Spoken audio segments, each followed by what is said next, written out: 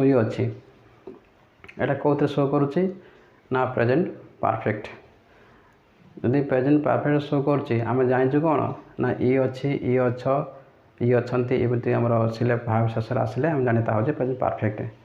ଯଦି ସେଇ ହିସାବରେ ଯଦି ଯିବା ଦେଖ ମୁଁ ଶୋଇଅଛି ତାହେଲେ ପ୍ରେଜେଣ୍ଟ ପାରଫେକ୍ଟ ଅଛି ତାହେଲେ କ'ଣ ହେବ ଆଇ ହେଭ୍ ସ୍ଲେପ୍ଟ ହେବ। ଆମ ପ୍ରେଜେଣ୍ଟ ପାରଫେକ୍ଟ ସୂତ୍ର କ'ଣ ଥିଲା ନା ସବଜେକ୍ଟ ପ୍ଲସ୍ ହେଉଛି ହେଭ୍ ଅର୍ ହେଜ୍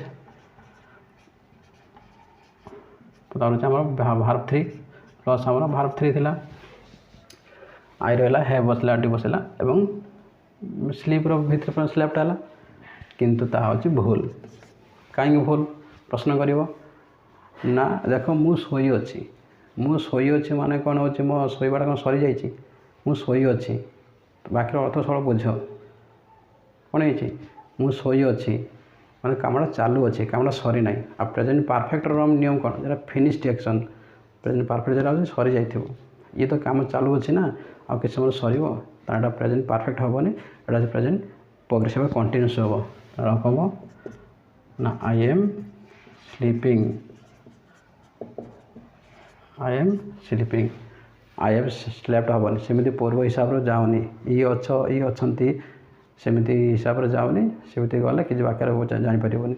ବୁଝିଲା। ସେମିତି ଆଉ ଗୋଟେ ଅଛି ମୁଁ ବସିଅଛି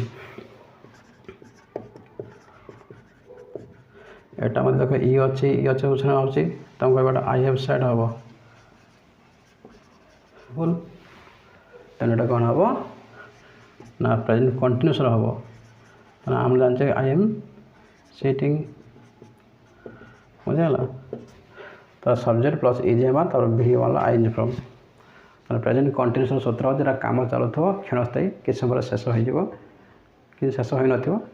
ମାନେ କାମଟା ଯେଟା ଭିତରେ ଚାଲୁଥିବ ଯେଟା ମୁଁ ସେଟା ବୁଝାଇନଥିଲି ପ୍ରେଜେଣ୍ଟ ପ୍ରୋଗ୍ରେସିଭରେ ଏଇଠୁ ଷ୍ଟାର୍ଟ ହେଲା ଏଇଟା ହେଉଛି ଫିନିଶ୍ଡ ଯେତିକି ଆ ଭିତରେ କାମ ଚାଲୁଥିବ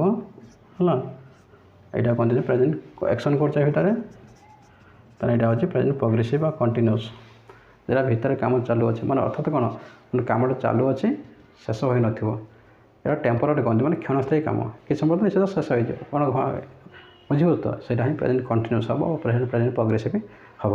ସେମିତି ପୁରୁଣା ଏଇ ହିସାବରେ ଯାଉନି ବୁଝିହେଲା କି ଓ ଅଛି ପ୍ରେଜେଣ୍ଟ ପ୍ରୋଗ୍ରେସିଭ୍ରେ ଓ ଅଛ ଓ ଅଛୁ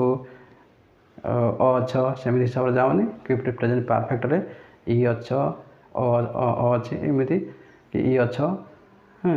ସେମିତି ହିସାବରେ ଗଲେ ତ ବାକି ଅର୍ଥ ସବୁ କରିବାକୁ ଭଲ ହେବ ବୁଝିହେଲା। ଏଇଠି ଆମେ ଭିଡ଼ିଓଟାକୁ ମୁଁ ସମାପ୍ତି କରୁଛି ଏବଂ ଭିଡ଼ିଓଟା ଲାଇକ୍ କରନ୍ତୁ ସେୟାର କରନ୍ତୁ ଏବଂ ସବସ୍କ୍ରାଇବ୍ କରନ୍ତୁ ଏବଂ ସବସ୍କ୍ରାଇବ୍ କଲେ କ'ଣ ହେବ ଆମର ପୂର୍ବ ଭିଡ଼ିଓ ଗୁଡ଼ିକୁ ନିଶ୍ଚିତ ଆପଣଙ୍କ ପଳାଇବ ଏବଂ ଲାଇକ୍ କଲେ ଏବଂ ମୋତେ ମୋଟିଭେଟ୍ ଅଧିକା ହେବ ଆହୁରି ଭଲସେ ଭିଡ଼ିଓ କରିବା ପାଇଁ ଆହୁରି ଇଚ୍ଛା ଶକ୍ତି ମଧ୍ୟ ବହୁତ ବଢ଼ିବ ବୁଝିହେଉଛି। ତାର ଏଇଠି ମୁଁ ଭିଡ଼ିଓକୁ ଶେଷ କରୁଛି।